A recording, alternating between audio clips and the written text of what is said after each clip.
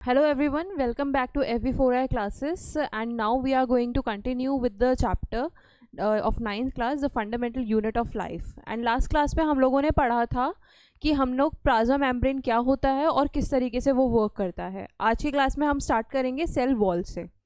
तो पिछले क्लास में हमने जो सेल प्लाज्मा मेम्ब्रेन पढ़ा था, तो उसके अंदर मैंने आपको बताया था कि कोई भी सेल होता है उसकी एक बाउंड्री होती है, and that is a porous boundary, यानी कि उसमें छोटे छोटे छेद होते हैं which allowed the food to come and go out. ठीक है, कोई भी चीज़ को इन अंदर आने और बाहर जाने में ये प्लाज्मा मेम्ब्रेन वर्क करता है. ठीक है, now what is cell wall. Cell wall जो होता है वो मेनली प्लांट्स के अंदर ही होता है. We can observe cell wall in to the plants only. तो अगर मुझे बात करेंगे हम अगर सेल वॉल की,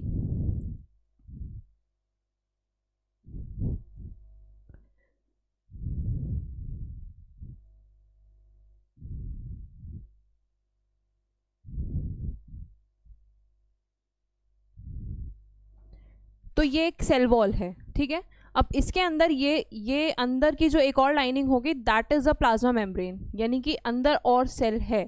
ठीक है, ये सेल की वॉल है एंड अंदर ये प्लाज्मा मेम्ब्रेन है. अब इसके अंदर जो भी न्यूक्लियस होगा या प्लांट का वैक्यूल होगा या अदर ऑर्गेनल्स होंगे, ठीक है, वो सारे इसी के अंदर सेल वॉल के अंदर प्रेजेंट होते हैं. But cell wall existed in plants only. ठीक है, अब सेल वॉल की तो बात कर लिया. अब सेल वॉल बना हुआ किससे होता है, व्हाट इज, हमने पढ़ा था प्लाज्मा मेम्ब्रेन किससे बना हुआ होता है, लिपिड्स एंड प्रोटीन्स से बना हुआ होता है. पर सेल वॉल किससे बना होता है, सेल वॉल बना होता है सेल्यूलोज से. ठीक है, सेल वॉल बना होता है सेल्यूलोज. अब सेल्यूलोज क्या होता है, cellular is a complex substance that provide structural and strength to the plant. Cellulose actually वो सब्सटेंस होता है जिसकी वजह से प्लांट की पूरी स्ट्रेंथ बनी हुई होती है. अगर आप देखोगे तो फॉर एग्जाम्पल ये एक स्टेम्प है and these are the root, these are the leaves. तो जो सेल्यूलोज है basically it's present in each and every cell of the plant. ठीक है, because each and every plant cell is having the cell wall. ठीक है, अब आगे बढ़ते हैं.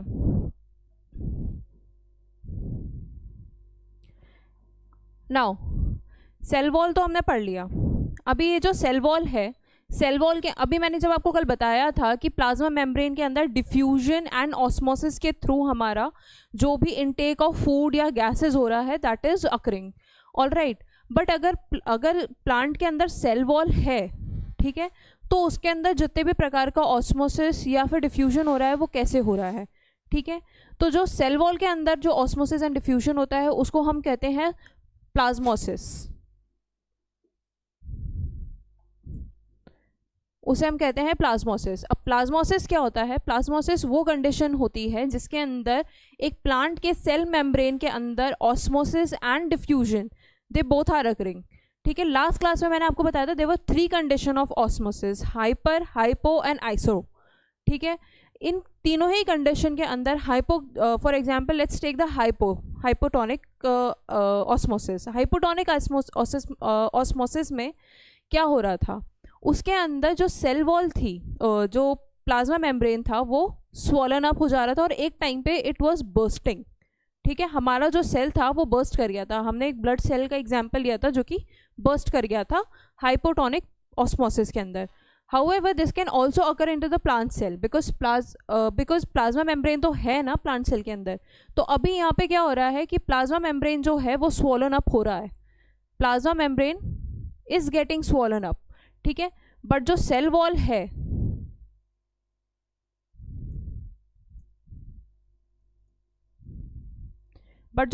है, it is exerting the same amount of pressure towards the cell. ठीक है, वो उसको बर्स्ट होने से रोक रही है. प्लाज्मा मेम्ब्रेन जो है हाइपोटोनिक ऑस्मोसिस के थ्रू वो स्वॉलन अप हो रहा है. However the cell wall is also exerting the same amount of pressure inside the cell ताकि वो बर्स्ट ना हो. अब आप बोलोगे कि ये तो हो गए हाइपोटोनिक, पर हाइपरटोनिक के अंदर क्या होगा जब सेल जो है हमारा श्रिंक कर रहा है. ठीक है, अगर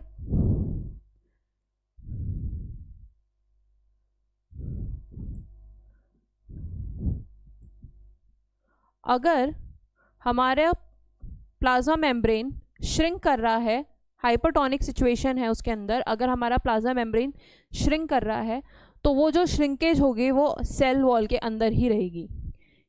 इससे फ़ायदा ये होता है कि अदर सेल्स जो होते हैं वो इफ्लिक्ट नहीं होते हैं, ठीक है, other cells won't get afflicted, only particular this cell will get afflicted, ठीक है। Okay, now let's consider an experiment here. The experiment you are going to do on the royo leaf. royo leaf आपको कहीं पे ही मिल जाएगी, it's a purplish green color leaf, ठीक है। इसके अंदर हम एक्सपेरिमेंट क्या करेंगे, एक्सपेरिमेंट करने के टाइम पे हमें इसमें we have to take a small piece of or small peel, हम एक पील ले लेंगे, रोयो लीफ की एक पील ले लेंगे, ठीक है, और उसको हम स्लाइड के ऊपर, you have to put that peel on to the slide, और हमें उससे स्टेन करना है, ठीक है। अब हम स्टेन किसे करेंगे, हम we have to mount that with the stain. हमने सैफ्रनिन यूज़ किया था लास्ट एक्सपेरिमेंट में, सेम हम यहाँ पे वही स्टेन यूज़ करेंगे, and you will observe that under the microscope. आप देखोगे थोड़ी देर वेट करना पड़ेगा, ठीक है, उस पर थोड़ा सा पानी डालना और थोड़ा सा उसके अंदर वेट करना, और there will be a sugar और salt solution you have to put on it, क्योंकि ऑस्मोसिस उसी के थ्रू होगा, ठीक है।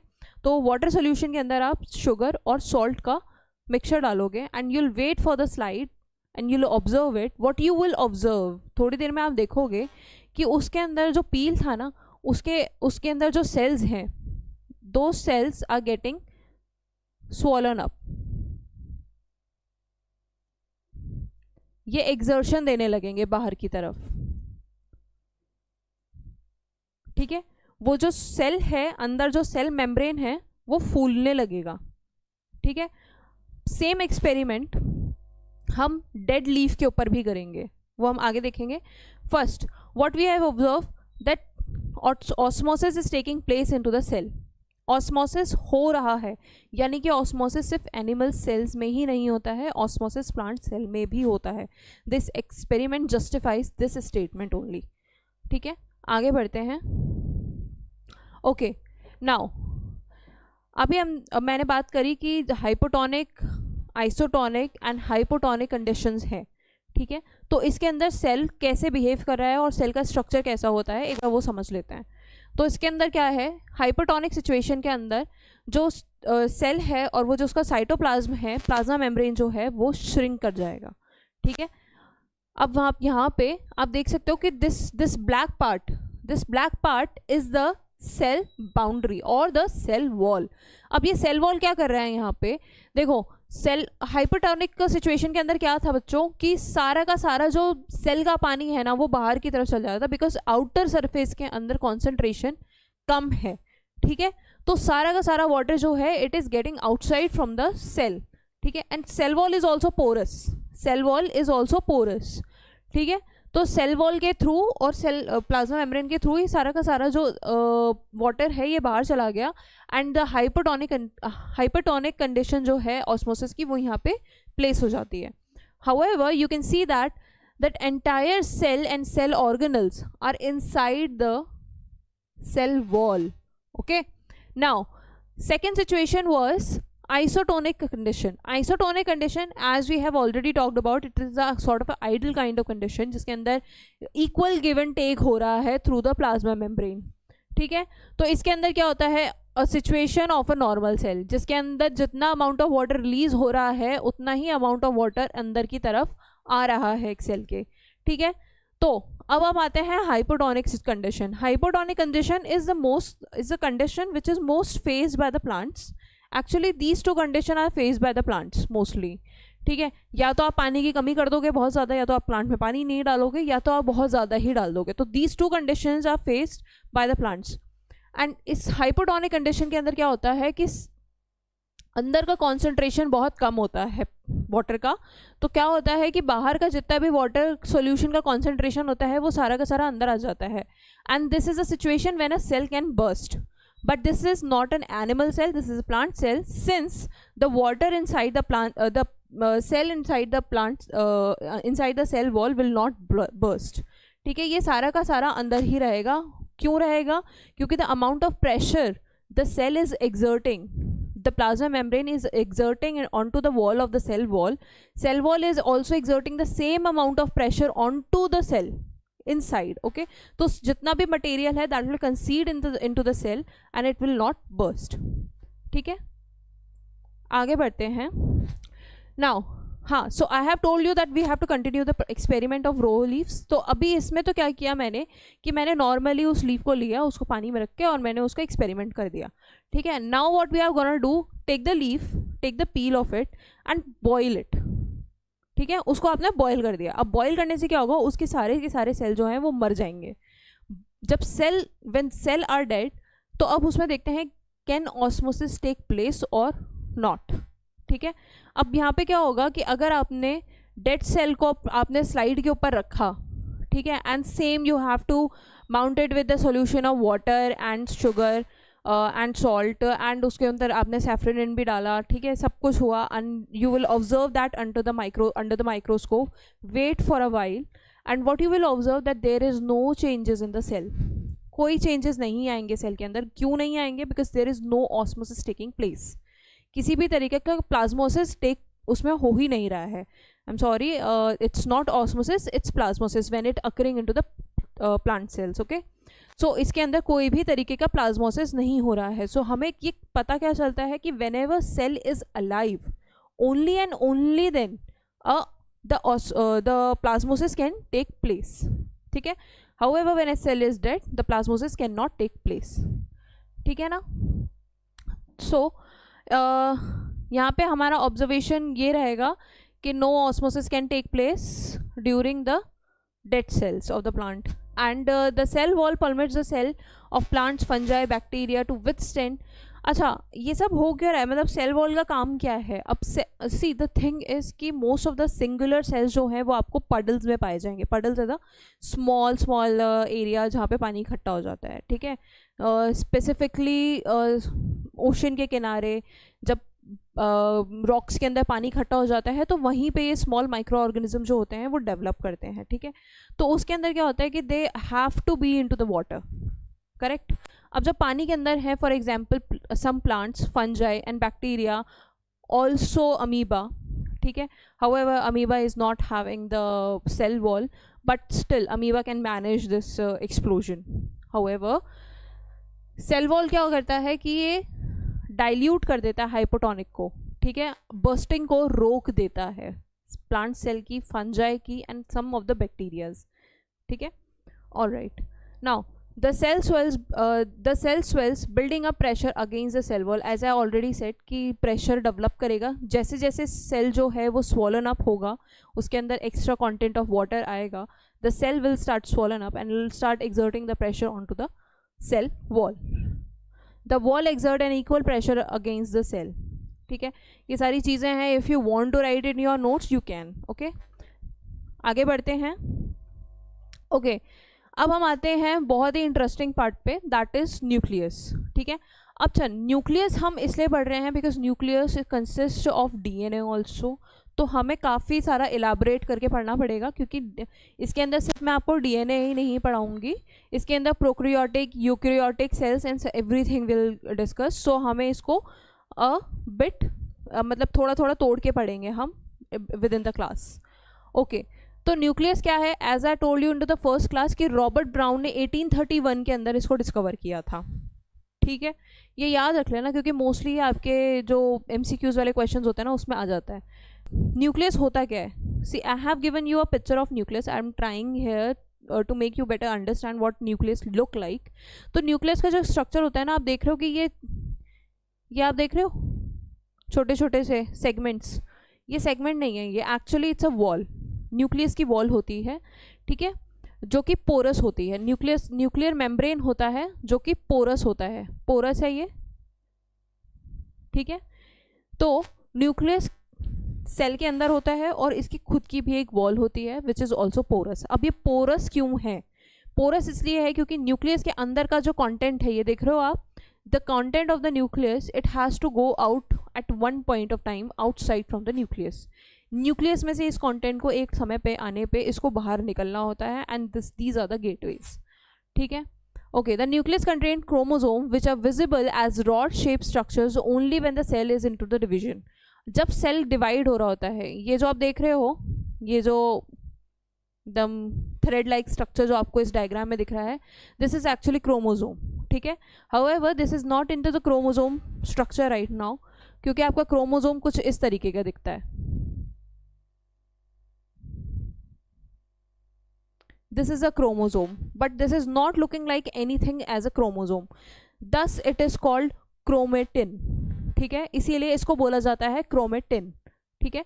जब सेल डिवाइड हो रहा होता है, जब एक सेल जो है जब वो डिवाइड हो रहा होता है, तो ड्यूरिंग दिस प्रोसेस जब वो डिवीजन में जा रहा होता है, तब क्रोमेटिन जो है वो क्रोमोसोम के अंदर इकट्ठा होकर उसका डिवीजन कर रहा होता है, ठीक है। तो वो क्रोमेटिन जो है वो एक तरीके से शेप ले लेता है क्रोमोसोम की, ठीक है। चलो, ठीक है। अब फंक्शंस क्या है न्यूक्लियस के? The nucleus plays a central role in cellular reproduction. Cellular reproduction यानी कि एक सेल है, ठीक है, अब इसको मुझे डिवाइड करना है, and this is the nucleus. तो ये कुछ इस तरीके का हो जाएगा। This is a nucleus and this is a cytoplasm. यहाँ पे सेल का डिवीजन हो रहा है, and somewhat after some time what will happen, you can see two daughter cells, we can see two daughter cells। तो यहाँ पे ये पर्टिकुलरली इनका न्यूक्लियस हो गया और ये हो गया सेल्स, ठीक है। It determines the cells development and what from it will exhibit. अच्छा, यहाँ पे एक चीज़ और इम्पॉर्टेंट है, exhibit it maturity by directing the chemical activities of the cell. अब यहाँ पे क्या बात हो रही है कि nucleus is responsible for the chemical activity which is happening in to the cell, ठीक है। सेल खुद से ही सारी एक्टिविटीज नहीं कर रहा है, न्यूक्लियस इज रिस्पॉन्सिबल, जो उसको बता रहा है कि this is the chemical activity which we have to perform during the time of the division of the cell. जब division of the cell occur हो रहा है, तब हमें ये कौन बता रहा होता है, इसकी केमिकल एक्टिविटीज कौन डायरेक्ट कर रहा होता है? न्यूक्लियस, ठीक है। So these two functions are very important for nucleus. Okay, now the structure of the nucleus. Structure जो होता है न्यूक्लियस का वो हमेशा एक बाउंड्री के अंदर नहीं होता है, ठीक है। देयर आर सेल्स जिनकी न्यूक्लियस की बाउंड्री है ही नहीं, तो इसी बेसिस पे हमने न्यूक्लियस के बेसिस के ऊपर हमने सेल का दो डिवीजन कर दिया है, ठीक है। तो डिवीजन किया है, तो पहला डिवीजन हमने बोला है कि these are prokaryotic cells. Now prokaryotic यानी कि प्री एग्जिस्टिंग सेल्स, ठीक है, जो पहले की तरह पहले जो जिन सेल्स ने एग्जिस्ट करना स्टार्ट किया होगा, these are the prokaryotic cells. अभी इसके अंदर होता क्या है, for example this is a bacteria, ठीक है। मोस्टली आप बैक्टीरिया या सिंगल सेलुलर की ही में ही पाओगे ये, and right now we are talking this fundamental unit of life ultimately on the singular cells. अभी हम मल्टी सेलुलर पे नहीं पहुंचे हैं, तो we are just talking about on the single cells. तो आप हमेशा अपने दिमाग के अंदर इंसानी सेल्स को बाहर निकालते हुए रखना इस चीज़ को, ठीक है। तो ये एक बैक्टीरिया है, ये मस्त अपना एनवायरनमेंट में मज़े कर रहा है, बहुत अच्छी बात है। इसके अंदर न्यूक्लियस मटेरियल है, ये न्यूक्लियस मटेरियल है, दिस इज अ क्रोमेटिन, ठीक है। आपने देखा मैंने यहाँ पे न्यूक्लियस नहीं बनाया है बिकॉज कोई वॉल ही नहीं है यहाँ पे, ठीक है। It's this chromatin just exist into the bacteria with other organelles. जो भी अदर ऑर्गेनल्स होते हैं जैसे माइटोकॉन्ड्रिया हो गया, ये सारी चीज़ें, साइटोप्लाज्म वगैरह, ये सब चीज़ें जो हैं इनके साथ ये एग्जिस्ट कर रहा है, ठीक है, क्रोमेटिन। अब जिस भी सेल के अंदर हमारे बाउंड्री नहीं होगी, सेल न्यूक्लियस की वॉल नहीं होगी, और क्रोमेटिन मैटर जो है, न्यूक्लियस मैटर जो है वो फ्रीली होगा, एग्जिस्ट कर रहा होगा किसी भी सेल के अंदर, those kind of cells are get into the division of prokaryotic cells, ठीक है। In some organism like bacteria and in the nuclear region of the cell may be poorly defined due to the absence of nuclear membrane, ठीक है। Nuclear membrane यही नहीं है, यहाँ पे boundary नहीं है। Such an undefined nuclear region contain only nuclei acid which is called nucleoid, तो अब यहाँ पे ये जो आइटम यहाँ पे घूम रहा है, this chromatin matter which I said, अब हम इसे क्रोमेटिन मैटर कहेंगे नहीं, हम इसे कहेंगे न्यूक्लियाइड। न्यूक्लियाइड क्यों बोलेंगे हम इसे? क्योंकि this is a matter of the nucleus. Nucleus का अंदर के अंदर अंदर जो प्रोडक्ट है, जो सामान है, बेसिकली हम उसको कह रहे हैं न्यूक्लियोइड। ठीक है, तो न्यूक्लियोइड जो है, this is the present, this is a material which is in the nucleus. ठीक है, अब न्यूक्लियस का मटेरियल जो है with its floating inside the cell into the free state. ठीक है, अब जब ये फ्री स्टेट के अंदर है तो अब उसको हम क्या बोलेंगे?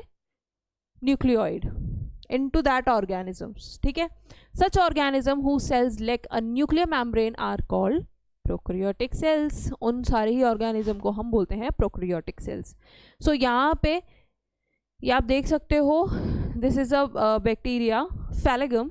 ठीक है, इसके अंदर आपने देखा कि अगर मैं इसको खोलूंगी, इसके अंदर मैं कल खोल के देखती हूँ तो दिस इज द न्यूक्लियोइड, यानी कि this is the DNA material which is present into the cell. और ये देख लो आप, फ्री स्टेट में, there is no boundary of it. ठीक है ना, तो that's why it is called prokaryotic cells. All right, आगे बढ़ते हैं, आगे देखते हैं कि प्रोक्रियोटिक सेल्स क्या है और डिटेल में थोड़ा दिखते हैं। Prokaryotic cells also like most of the outer cytoplasmic organelles present in the eukaryotic cells. Next class में हम पढ़ेंगे यूक्रियोटिक सेल्स के बारे में, बट अभी देखते हैं prokaryotic cells lack most of the outer cytoplasmic organelles. जो साइटोप्लाज्मिक ऑर्गेनल्स होते हैं ना, जो साइटोप्लाज्म के अंदर और घूमते रहते हैं ऑर्गेनल्स, वो लैक करता है। क्यों लैक करता है? क्योंकि न्यूक्लियोइड फ्री स्टेट में घूम रहा है। ठीक है, दस द साइटोप्लाज्मिक ऑर्गेनल जो होते हैं वो प्रेजेंट ही नहीं है। Most of the cytoplasmic organelles are not present in prokaryotic cells, जो कि आपको यूक्रियोटिक सेल्स के अंदर देखने को मिलेंगे। यूक्रियोटिक सेल्स वही हैं जिनकी प्रॉपर न्यूक्लियस की बाउंड्री है। ठीक है, जो अपने स्टार्टिंग में देखा था न्यूक्लियस जिस तरीके का दिखता है। ठीक है ना, अब एक चीज़ मैंने आपको यहाँ एडिशनल अच्छे से बताने की कोशिश करूँगी मैं। Let me try. The chlorophyll, ध्यान देना, the chlorophyll in photosynthetic prokaryotic bacteria. जो क्लोरोफिल है उन प्रोक्रियोटिक बैक्टीरियाज के अंदर जो कि फोटोसिंथेसिस कर पाते हैं। ठीक है, कौन सा है? यूग्लिना। ठीक है, यूग्लिना जो है is associated with membranous vessels, bag like structure, but not with the plastids as in eukaryotic cells. अच्छा, this is the proper plastid. यहाँ पे क्या बोला है? सॉरी, यहाँ पे क्या बोला है इन्होंने? प्लास्टिड। अब प्लास्टिड जो है ये है, ठीक है, ये प्लास्टिड है। और ये जो आप कॉइन लाइक स्ट्रक्चर देख रहे हो ना, which are stack together, these are the chlorophyll. ठीक है, यही क्लोरोफिल है, बट ये तो होता है यूकैरियोटिक सेल्स के अंदर। However when we are talking about the cells which are considered into the prokaryotic bacteria category, तो उसके अंदर क्या होता है? दिस इज यूग्लिना, कुछ इस तरीके का होता है वो, and this is a nucleoid. ठीक है, अब यहाँ पे इन्होंने क्या बोला है? Chlorophyll it's in the bag like structure, वो एक बैग लाइक स्ट्रक्चर में होता है। तो क्लोरोफिल प्रोक्रियोटिक बैक्टीरिया के अंदर प्रेजेंट कैसे होता है? तो एक ना something like this bag like structure होते हैं। They are very translucent and they can burst at any time. And जो क्लोरोफिल होता है that is also not present in to the stack like form in this, like जैसे इस तरीके से plastid के अंदर जिस तरीके से स्टैक लाइक स्ट्रक्चर में प्रेजेंट होते हैं क्लोरोफिल, सिमिलरली उस प्रकार से इस बैक्टीरिया के अंदर ये प्रेजेंट नहीं होते हैं। They just float in to the bag. जैसे कि आपने कोई बॉल, बैग का बॉल है, ठीक है, आप उसको हवा में उछालोगे या जीरो ग्रेविटी में डाल दोगे तो उस बैग के अंदर जो बॉल है वो किसी भी एंगल में घूमती रहेंगी। सिमिलरली जो आपके क्लोरोफिल के पैकेट्स हैं वो भी इसी के अंदर बैग लाइक स्ट्रक्चर के अंदर वो घूमते रहेंगे। ठीक है, और ऐसा सिर्फ और सिर्फ किस में हो रहा है? फोटोसिंथेटिक प्रोक्रियोटिक बैक्टीरिया के अंदर, विच इज यूग्लिना। नाउ अब हम इतनी बात कर रहे हैं कि उसके अंदर क्रोमोजोम है। ठीक है, क्रोमेटिन मैटर है, इतने सारे मैंने वर्ड्स पहले ही आपकी तरफ थ्रो कर दिए, तो थोड़ा सा उनको डिस्कस करते हैं। तो क्रोमोसोम्स होते क्या हैं? क्रोमोसोम होते हैं जो कि आपका जेनेटिक, आपका नेक्स्ट जनरेशन का इंफॉर्मेशन कंटेन करते हैं। नेक्स्ट जनरेशन का इंफॉर्मेशन कंटेन करने का मतलब ये है कि जब अगर इवन अ सिंगल सेल और मल्टी सेल्यूलर ऑर्गेनिज्म अगर रिप्रोडक्शन कर रहा है तो उसका ऑफस्प्रिंग जो है, उसका डॉटर सेल जो है, वो किस तरीके का दिखेगा। When I'm saying daughter cell, तो your mind should already click onto the unicellular organism, and when I'm talking about the reproduction, that is happening into the multicellular organism. ठीक है, तो when I'm saying daughter cell, you have to think about what? Unicellular organism.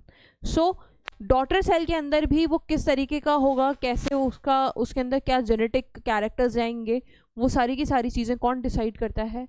वो करता है chromosome. और chromosome कहाँ present होता है? वो होता है न्यूक्लियस में। ठीक है, chromosomes are compose of DNA and protein. तो क्रोमोसोम जो होता है वो बेसिकली डीएनए और प्रोटीन का बना हुआ होता है। DNA molecules contain the information necessary for constructing and organizing a cell. किसी भी सेल को बनाने के लिए, उसको ऑर्गेनाइज करने के लिए, उसका पर्टिकुलर ऑर्गेनल कहाँ पे होगा, सेल का ऑर्गेनल भी कहाँ पे होगा, किस तरीके से प्लेस्ड होगा, एंड वो किस तरीके से काम करेगा, ये सारी की सारी इन्फॉर्मेशन हमारे डीएनए के अंदर ही होती हैं। ठीक है, even in when I am talking about the unicellular cells, तो वो इन्फॉर्मेशन भी जो होती है वो डीएनए के अंदर ही मौजूद होती है। Functional segments of DNA are called genes. जितने भी सेगमेंट्स होते हैं डीएनए के, वो जीन्स कहलाते हैं। सो सेगमेंट्स की बात मतलब ये होता है, दीज आर द सेगमेंट्स। ठीक है, जितने भी फंक्शनल सेगमेंट्स होते हैं उनको कहा जाता है जीन्स। इसके अंदर हमारी जेनेटिक इंफॉर्मेशन होती है।